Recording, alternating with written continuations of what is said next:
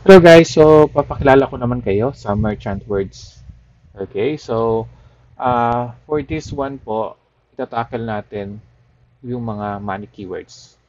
Okay, saan nagsa-start yon? So nagsa-start po yung money keywords sa Amazon.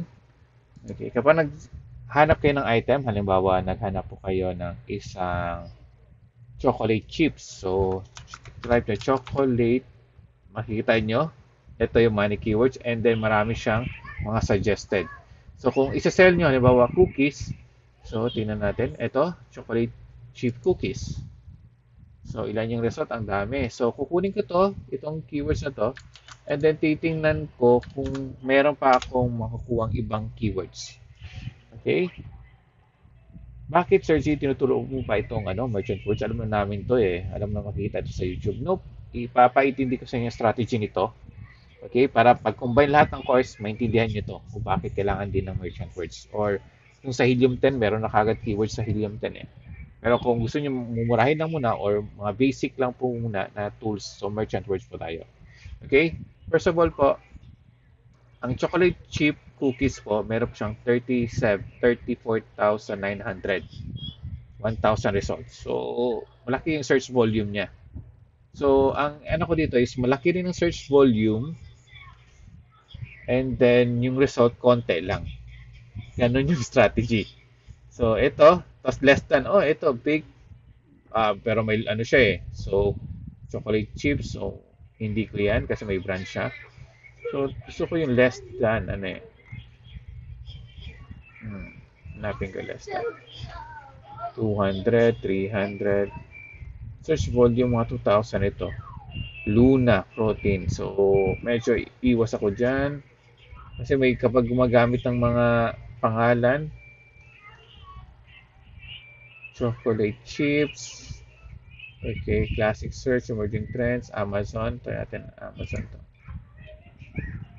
Pag-search natin sa Amazon, makikita mo kagad ito, chocolate chips cookies. So, bago yung set, ang result niya. So, makita mo yung trending. So, hindi siya masyado trending dito. Pwede nyo i-check further. Ito, yung April, hindi siya. Kasi alam mo, bare months na eh. Papunta na. So, medyo sikat na to siya. Okay, so nagigets niyo yun. Hopefully, nagets niyo yung minimin ko. And then, tingnan natin. Yun ang kasi ang goal eh. Search volume, grabe. Pero less lang yun. Pero ito pwede. Famous Amos eh. Gumamit ng ano eh. Chips, chocolate chips. So, pwede ko gamitin itong chocolate chips. Pero haluan ko lang na ibang ibang keywords. So, sabihin natin may brand kayo. Medyo ilalas natin yan kasi medyo hindi sikat kung di pa sikat yung brand nyo. So, try tayo ng chocolate chips ah, pack. Try ko lang. Pack of 1, pack of 2. Ito pa rin yung result. Chips dark. Ito, dark chocolates. Chocolates. Chips Ahoy. Yung mga famous Amos. May isang mga brand. Individual packs. So, maganda to. Pero maliit ang ano niya, search volume niya. Sabat ito, famous Amos. So, ano kaya to? Tingnan natin. Further checking. Further checking. So, itong kinaganda ng ano eh. Ito, famous Amos. And then, gusto ko siya tingnan sa Amazon. So, Grandma, famous Amos. So, hindi naman pinapakita niya. Pero ito siya is alam kong brand talaga. So, hanap tayo. Another. So, ito yung dapat yung pag-aralan po talaga. Okay, yung paghahanap ng money keywords and anong iduduktong ko, ano yung mga related. So, chips, cookies, delicious cookies, pwede ba, delicious. Ewan ko lang kung meron delicious cookies. So, try natin. Hmm. So, delicious cookies, so try, def, result, negative. Oh, okay, pwede ito. So, delicious chocolate cookie, pwede. Kung halimbawa, pwede yung volume niya, okay. So, pwede kong idugtong ito. So, chocolate cookie chip, delicious, ganyan.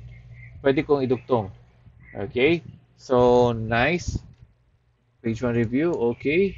So, malakas ngayon itong chocolate cookies kasi papuntang bare months nga.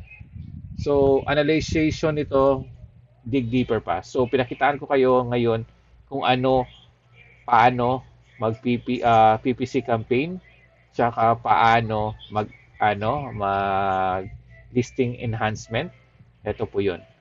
So, di-discuss pa natin to further dito sa training na to and then sa live din, sa live Q&A para mas maintindihan nyo kung paano maghanap ng money keywords and paano idugtong yung karoon ng title talaga na maganda. Okay? Sa product listing nyo. So, sinabi ko na rin, pwede ito sa product searching din. And ako pa lang po ang gumagawa nun. Okay? So, maraming salamat guys and hopefully may natutunan kayo about sa strategy dito sa Merchant Words and paano mag-search volume and then konti lang yung results. Okay? Yun po ang magandang strategy. So, maraming salamat guys and God bless.